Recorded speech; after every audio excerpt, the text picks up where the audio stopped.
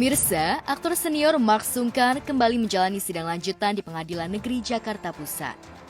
Ayah Zaskia Sungkar dan Shiran Sungkar ini didakwa telah melakukan korupsi dana pelatnas Triathlon Asian Games 2018 lalu yang merugikan negara senilai 600 juta rupiah.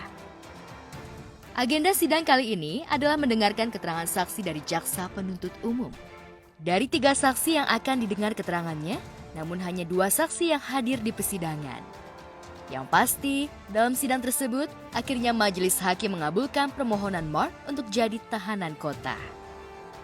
Bahwa permohonan dari tim kuasa hukum pada saat sidang pertama sudah kita ajukan dengan pertimbangan karena secara objektif kondisi kesehatan Pak Mark yang tidak sehat. Tadi juga terbukti bahwa 3 saksi yang harus diperiksa, tapi yang bisa diperiksa cuma hanya 2 orang, 2 saksi. Ini semata-mata karena kondisi Pak Mark yang tidak sehat. Nah, pada akhirnya syukur alhamdulillah bahwa majelis hakim sependapat dengan pertimbangan dan permohonan dari kuasa hukum, sehingga permohonan dikabulkan. Ya, jadi sejak hari ini atau besok Pak Mark itu sudah menjadi tahanan kota. Alhamdulillah, yang penting jangan jadi Tarsan kota itu kan. Dalam jalannya sidang, terjadi perdebatan antara kuasa hukum Mark Sungkar dengan 2 orang saksi. Pihak Mark beranggapan bahwa keterangan saksi yang disampaikan di muka persidangan adalah berbeda dengan fakta yang ada dan bohong. Gimana? Semua yang hak itu akan muncul, yang batil akan muncul. Jadi nggak perlu ada kekhawatiran. Ya, karena itu janji Allah.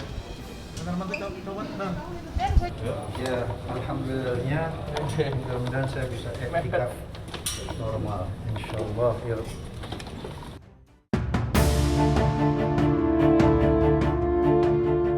Benarkah dikabulkannya permohonan penahanan kota ini seolah menjadi harapan mantan suami Fani Bauti untuk bisa merayakan Lebaran dengan anak dan cucu-cucunya. Lantas bagaimana pula aktor era 90-an ini menjalani ibadah puasa di dalam sel tahanan? Masya Allah, kalau hikmahnya besar sekali, saya nikmati hikmahnya di dalam tahanan. Banyak. Kalau Ramadan terus nggak berhenti, alhamdulillah ya, justru di sini meningkatkan keimanan kita, bersyukur kepada Allah diberi cobaan ini. Alhamdulillah. Satu hal saja,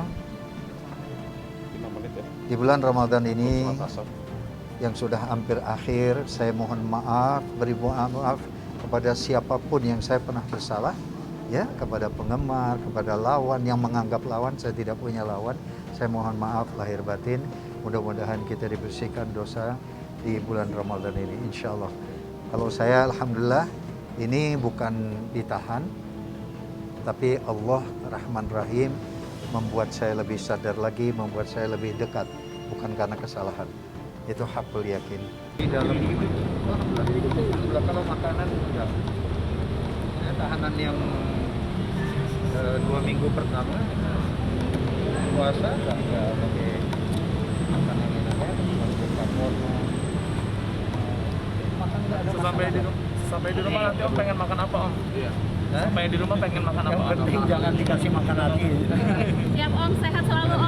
Sehat selalu ya Om. Sekali lagi maaf ya. Assalamualaikum.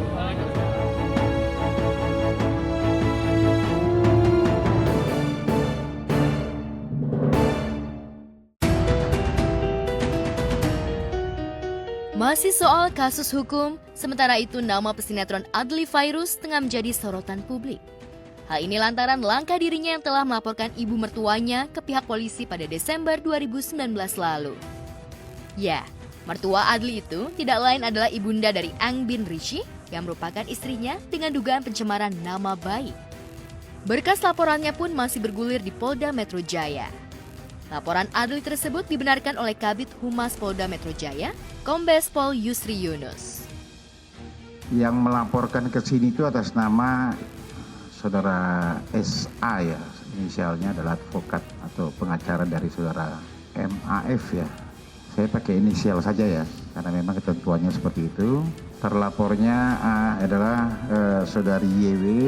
YW ini adalah mertua dari Saudara MAF. Dilaporkan ke Polda Metro Jaya tentang pencemaran nama baik.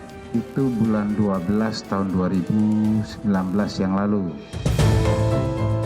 Dalam keterangan persnya, Yusri mengungkapkan pihak kepolisian sudah melakukan tahap mediasi hingga 2 kali. Namun pertemuan tersebut tidak menghasilkan titik temu. Pihak pelapor bersikeras untuk melanjutkan kasus ini. Saat ini, kasusnya sudah naik ke tahap penyidikan. Pihak kepolisian juga masih menunggu untuk pemanggilan saksi ahli. Kita sudah mengklarifikasi seluruhnya, baik itu pelapor, saudara MAF sendiri, kemudian istrinya MAF, kemudian terlapor juga sudah kita klarifikasi, ada beberapa saksi-saksi yang lain juga sudah kita klarifikasi, kemudian ada beberapa juga alat bukti yang lain yang dia perlihatkan. Karena di sini kan ada cuitan daripada saudari YW yang terlapor ini yang menyampaikan bahwa sesuai apa informasi yang diterima dari anaknya, istrinya si pelapor, bahwa dia sering dianiaya pada saat itu. Sering dianiaya oleh si pelapor atau saudara MAF. Sering ada kekerasan dalam rumah tangga. Yang sebenarnya kami pun penyidik juga mengharapkan di mediasi. Sudah kita mediasi, sudah dilakukan mediasi terhadap pelapor dan terlapor dengan harapan pelapor ini karena namanya mertua ya sama aja kayak orang tua sendiri. Ya, masa orang tua sendiri dilaporkan itu mertua sendiri. Tapi kan tetap hukum ya hukum. Tetapi tidak ada titik temu, tidak ada titik temu. Tetap pelapor saudara MAF tetap ngotot, tetap harus dilanjutkan kasusnya. Kemudian bergulir kasusnya naik sampai dengan sidik, keluar surat edaran Pak Kapolri tentang penanganan kasus pencemaran nama baik untuk sebaiknya dikedepankan dari restorasi justice di sini.